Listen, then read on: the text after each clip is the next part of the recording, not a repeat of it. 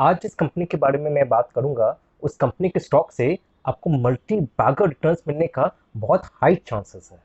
तो कंपनी का फाइनेंशियल्स का बात करें तो इसका ओपीएम यानी operating profit margin over the years have been around 21%, which is very good. और इसका सीएफओ यानी cash flow from operations has been positive, और केपेक्स यानी कैपिटल एक्सपेंडिचर करने के बाद इसका एफसीएफ यानी free cash flow has also been positive. Now again these are signs of a very good company. Debt equity ratio का बात करें तो it's a debt free company, और इसका रिसीवेबल डेज करीबन 2 महीने का है। और वहीं आरओई यानी return on equity is around 23%, और आरओसीई यानी return on capital employed is around 28%। Now these are fantastic figures. ये कंपनी लीडिंग प्लेयर है in domestic agriculture input sector में, और यहाँ it primarily deals in agrochemicals and plant nutrients. और इसके CSM export segment में its business includes custom synthesis and contract manufacturing of chemicals, which comprises techno-commercial evaluation of chemical process development, lab and pilot scale-up, as well as commercial production.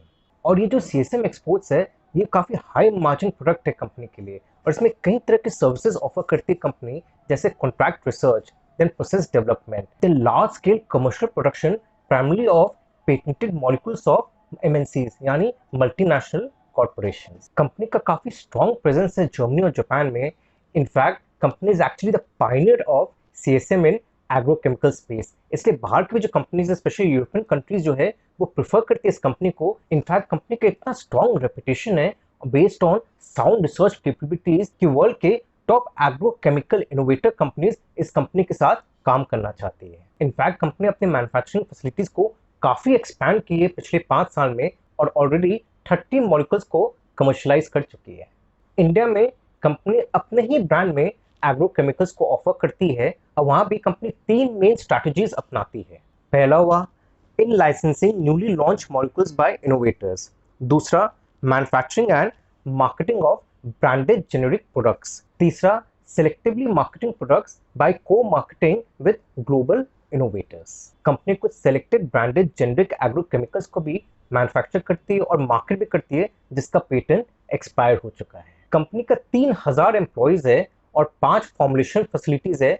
इसके अलावा इसके 14 multi product plants भी है। और company अपना manufacturing setup को इस तरह से बना रखी है कि कोई न्यू प्रोडक्ट्स भी कंपनी को प्रोड्यूस करना पड़ता है तो बहुत शॉर्ट टाइम पे प्रोड्यूस कर पाती है और अपने क्लाइंट्स के एक्सपेक्टेशंस को मीट कर पाती है। कंपनी का आर&डी सेंटर यानी research and development centre Udaipur में है, जो राजस्थान में है, और यहाँ कंपनी का 350 इंजीनियर्स और साइंटिस्ट डेडिकेटेड है towards this centre. Company 20 multinational clients के साथ काम करती है, which includes global innovator companies. और कंपनी का डिस्ट्रीब्यूशन नेटवर्क भी इतना फैला हुआ है, it's so well spread across India. It has 28 depots, 1500 experienced field force with 10,000 distributors and more than 1 lakh retailers spread across the country.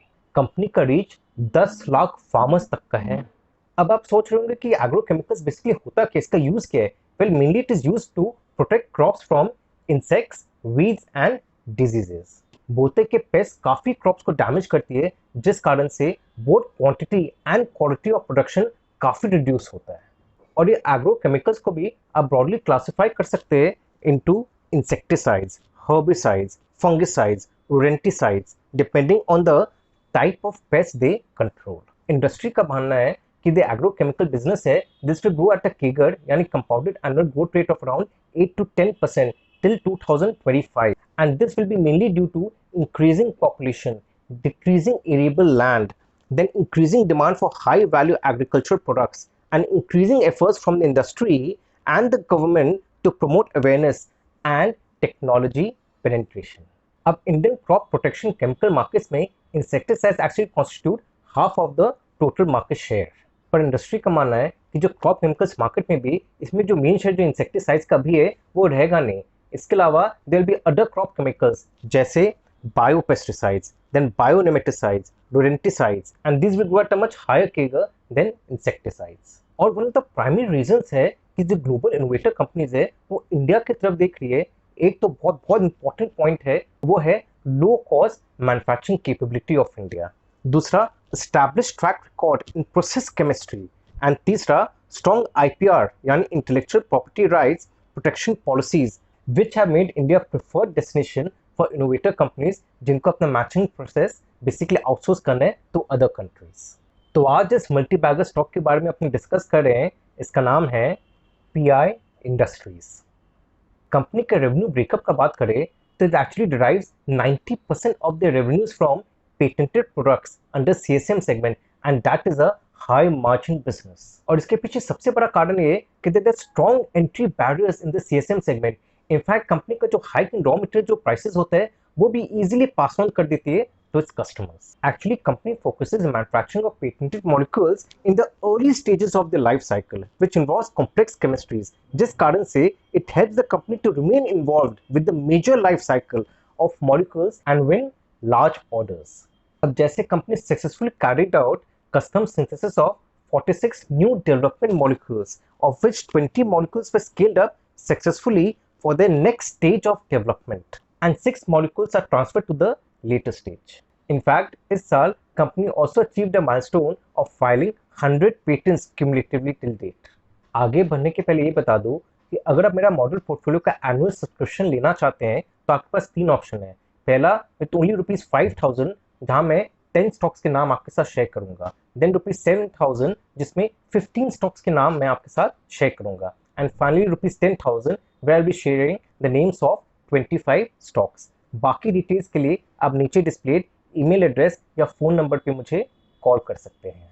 Company का business outlook का बात करें तो हाल ही में कंपनी ने एक्वायर किया था API division of in Swift laboratories for ₹1,530 crores, which marked the company's entry into the pharma segment and right now basically caters to the demand of APIs in regulated markets जहां उसका share है revenue का around 52% and soft regulated markets जहां उसका revenue का share है 48%।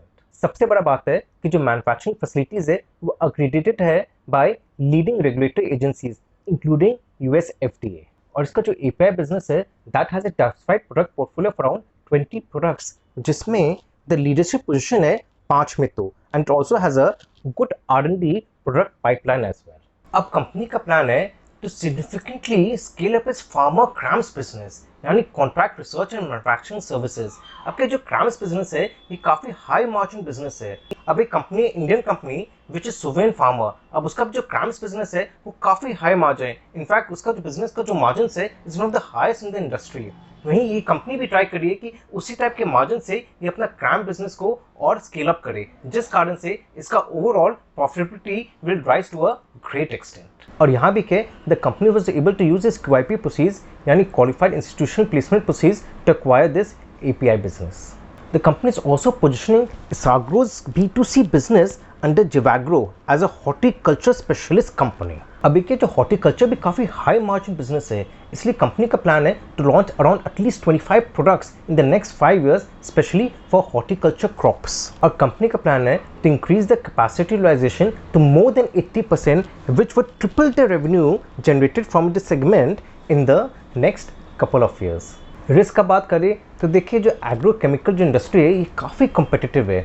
अब जैसे कंपनी का जो फ्लैगशिप प्रोडक्ट था नॉमिनी गोल्ड, वो जैसे ऑफ पेटेंट गया अराउंड 24 जेनरिक प्रोडक्ट्स आ गया मार्केट में which led to price erosion. ठीक है, कंपनी अपना मार्केट शेयर बना के रखी पर प्राइस इरोशन तो हुआ, कंपनी का प्रॉफिटेबिलिटी तो इम्पैक्ट हुआ when the product went of patent. तो इस टाइप के और भी फ्यूचर में कई प्रोडक्ट्स इसके ऑफ पेटेंट जब जाएंगे तो प्राइस इरोशन तो होना ही है। अब वैसे देखा जाए, देखिए कंपनी के पास काफ़ी स्ट्रॉन्ग ऑर्डर बैकलॉग है, पर अगर कोई भी ऐसा एडवर्स सिचुएशन आता है इन द ग्लोबल इकोनॉमी तब इसका जो CSM सर्विसेज है वो इम्पैक्ट तो हो गए, उसके revenues will definitely be impacted. तीसरा रिस्क ये है विच इज़ वेरी इंपॉर्टेंट कि देखिए due to the nature of its operations हमेशा फायर का रिस्क बना रहता है। अब 2018 में भी इसके वन ऑफ द गोडाउन्स में फायर लगा था, पर लकीली कोई इंजर नहीं हुआ, ना किसी का डेथ हुआ। पर 2020 में इसका one of the multipurpose plants में कोई मेजर प्रॉब्लम हुआ था जिस कारण से 5 लोगों की डेथ हो गई और काफ़ी लोग इंजर भी हुए थे। And that is why there was a notice which was issued to the plant that it did not follow certain technical specifications and it directed the plant to take preventive measures and to compensate the legal heirs of the deceased workmen. अब इस type के future events is definitely possible because this is something which is part of the business। मतलब ये ऐसा काम ही ऐसा है कि ऐसे रिस्क का पॉसिबिलिटी हमेशा बना रहेगा। ऊपर से एग्रोकेमिकल जो बिजनेस है it is sensitive to various type of weather conditions such as drought, floods, cyclones and natural disasters. और ये जो एग्रोकेमिकल प्रोडक्ट्स है इसका जो सेल भी है वो सीजनल है। अब जैसे मानसून पीरियड में इसका सबसे हाईएस्ट सेल होता है स्पेशली फ्रॉम जून टू नवंबर। तो दोस्तों अगर आपको आज का वीडियो अच्छा लगा तो लाइक और सब्सक्राइब जरूर करिएगा और इसी टाइप के मैं और इंटरेस्टिंग कंपनीज आपके सामने लाता रहूँगा। Thank you very much for listening to मी। Bye bye and take care.